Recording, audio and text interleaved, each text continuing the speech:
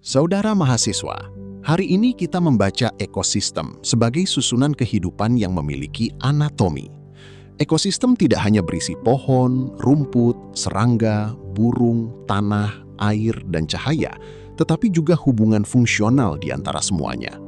Struktur ekosistem menunjukkan komponen apa saja yang hadir dan bagaimana komponen itu tersusun. Secara umum, ada komponen biotik, yaitu makhluk hidup, dan komponen abiotik, yaitu faktor fisik kimia lingkungan. Melalui pendekatan jelajah alam sekitar atau JAS, taman kampus, kolam, serasah, dan area teduh dapat dibaca sebagai laboratorium hidup untuk memahami ekosistem secara nyata. Jadi, sejak awal kita belajar melihat lingkungan bukan sebagai latar, tetapi sebagai sistem kehidupan yang bekerja. Pada slide ini, kita melihat peta perkuliahan dari komponen menuju relasi ekologis. Pertama, kita mempelajari komponen biotik, yaitu produsen, konsumen, detritivor, dan dekomposer. Kedua, kita membahas komponen abiotik, seperti cahaya, suhu, air, tanah, kelembapan, pH, dan oksigen terlarut.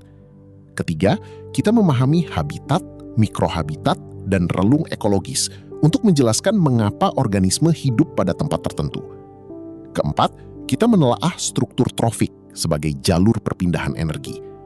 Terakhir, semua konsep itu diterapkan melalui JAS, yaitu pengamatan langsung terhadap ekosistem lokal di sekitar kampus.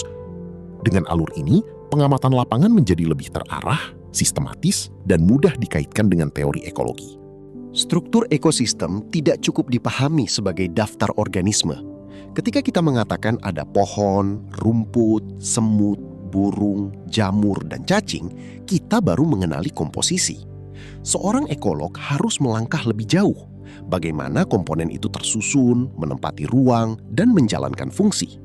Pohon misalnya bukan hanya produsen. Ia juga memberi naungan, menghasilkan serasah, menjaga kelembapan tanah, menjadi habitat burung, serta menyediakan bahan organik bagi detritivor. Jadi, struktur selalu berkaitan dengan fungsi.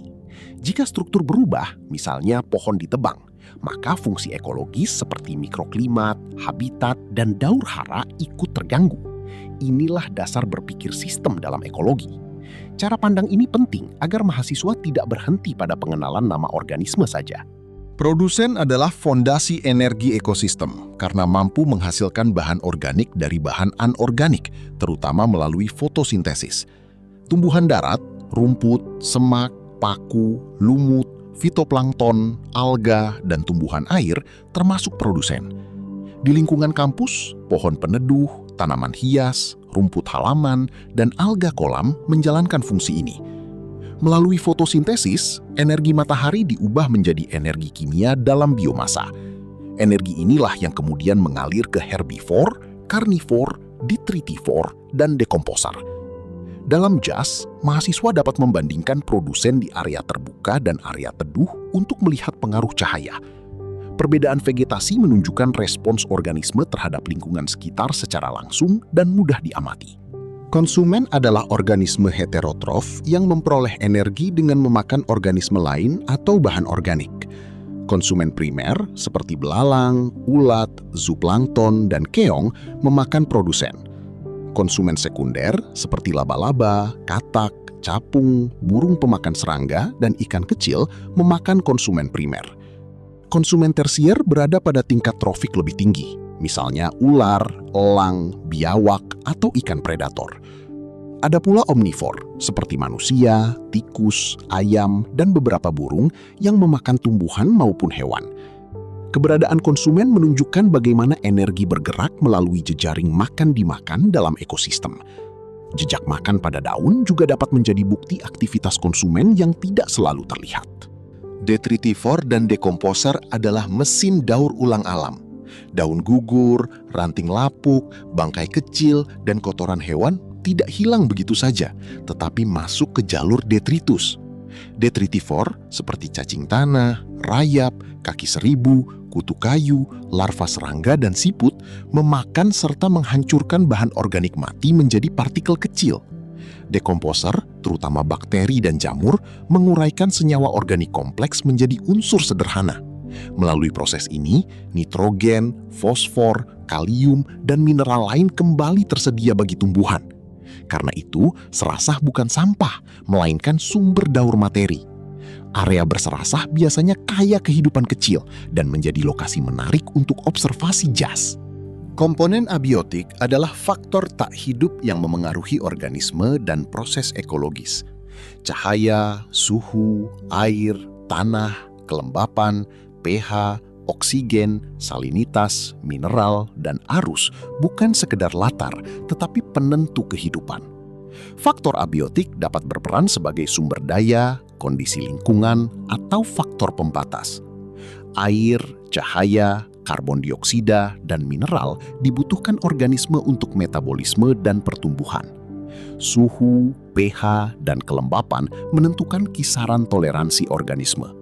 Jika terlalu kering, terlalu panas, atau pH terlalu ekstrim, banyak organisme tidak dapat bertahan. Jadi, komponen abiotik membentuk batas ekologis kehidupan dan membantu menjelaskan pola sebaran organisme. Pemahaman ini membantu mahasiswa menafsirkan mengapa komposisi organisme berbeda antar lokasi dalam ekosistem sekitar kampus akhir. Beberapa faktor abiotik penting perlu diamati dalam kajian ekosistem lokal. Cahaya mempengaruhi fotosintesis, suhu mikro, dan pertumbuhan tumbuhan. Suhu mengatur metabolisme, respirasi, aktivitas enzim, dan dekomposisi. Air serta kelembapan menentukan ketersediaan cairan bagi tumbuhan, mikroba, dan fauna tanah.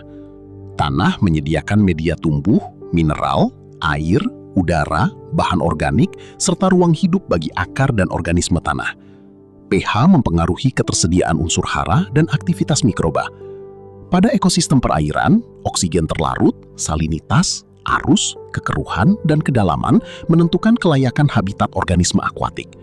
Semua faktor ini saling berinteraksi, bukan berdiri sendiri, sehingga harus diamati secara terpadu selama kegiatan lapangan berlangsung.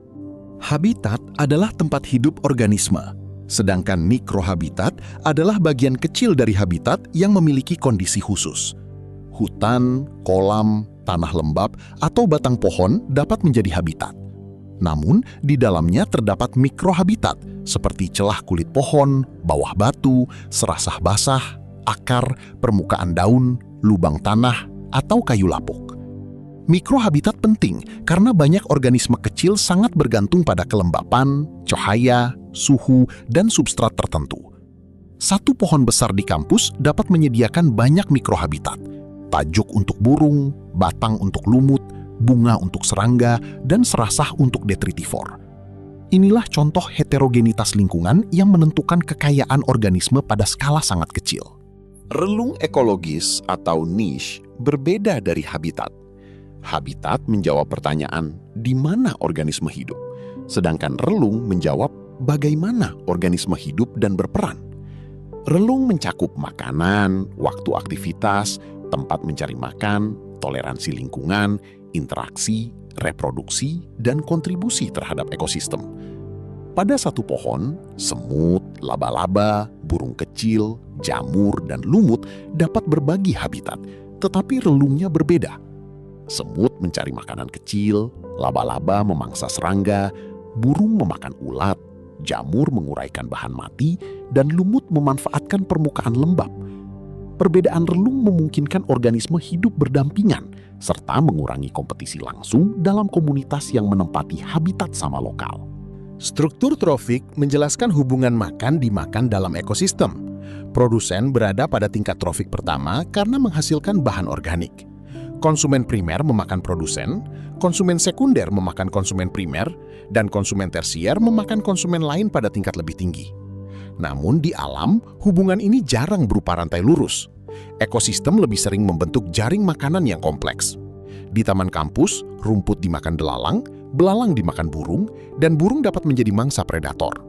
Jalur detritus juga penting, karena serasah, bangkai, dan kotoran dimanfaatkan detritivor serta dekomposer. Struktur trofik menunjukkan arah aliran energi dan posisi fungsional organisme dalam ekosistem pada setiap tingkat trofik. Interaksi biotik dan abiotik bersifat dua arah. Faktor abiotik menentukan organisme yang mampu hidup, tetapi organisme juga mengubah kondisi abiotik. Cahaya tinggi mendukung rumput dan herba, tetapi dapat meningkatkan suhu dan menurunkan kelembapan tanah. Sebaliknya, tajuk pohon mengurangi cahaya, menurunkan suhu, menjaga kelembapan, dan menciptakan mikrohabitat bagi lumut, jamur, cacing, serta fauna tanah. Serasah meningkatkan bahan organik, memperbaiki struktur tanah, dan menyediakan substrat dekomposer. Akar menahan erosi dan memperbaiki infiltrasi. Aktivitas manusia seperti injakan, sampah, dan pemangkasan juga mengubah struktur ekosistem. Karena itu, ekosistem selalu dinamis dan berubah mengikuti kondisi lingkungan serta aktivitas organisme dari waktu ke waktu. Dalam praktek JAS, mahasiswa dapat membaca struktur ekosistem melalui perbandingan area teduh dan area terbuka. Buatlah 2 plot kecil berukuran sama, misalnya 2 kali 2 meter. Catat komponen biotik seperti tumbuhan, serangga, semut, cacing, jamur, lumut, atau tanda aktivitas organisme.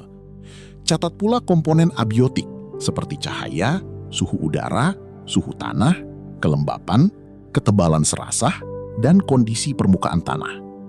Jika alat tersedia, gunakan termometer, luxmeter, soil tester, atau pH meter.